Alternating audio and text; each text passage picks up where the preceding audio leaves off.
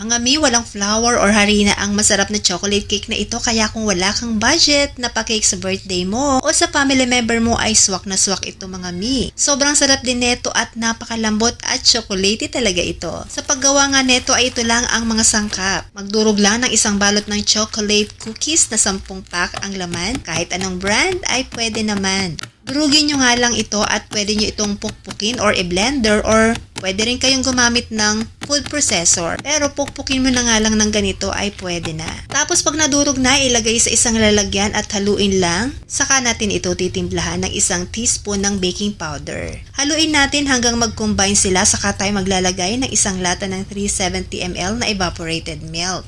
Haluin hanggang maging pino o smooth ang mixture. Gagamit ako dito ng 8 inches na round cake molder pan. Sinapinan ko lang ito ng brown paper or parchment paper kung meron ka. Try nyo rin gumamit ng Manila paper kung wala kayong parchment or brown paper para lang hindi dumikit pag tinanggalan natin ang ating cake mamaya or pag nag-unmold na tayo. Tapos, steam natin ito ng mga 25 to 30 minutes sa katamtamang apoy lang.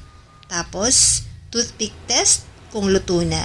Dapat walang sasama sa toothpick, ibig sabihin luto na siya. Palamigin nyo lang ito bago nyo po i-unmold. So habang pinapalamig natin, gawa muna tayo ng chocolate ganache para bongga din naman ang cake natin. Sa isang pan, magtunaw ng ganitong chocolate bar na kahit anong brand pwede naman. Basta chocolate bar mga mi. Tapos, lagyan natin ng 1/4 cup ng evaporated milk. Pwede namang bumili kayo ng 1 pack ng swak na milk powder, saka nyo tunawin sa 1/4 cup na tubig. Haluin lang ng tuloy-tuloy habang niluluto hanggang maging ganito ang consistency niya. At ayan na nga, naluto na nga natin yung ating chocolate ganache at ngayon naman ay balikan na natin yung ginawa natin na cake dahil malamang nag-cool down or lumamig na ito. Tapos ilagay nyo kaagad sa ibabaw ng cake habang mainit pa mga mi.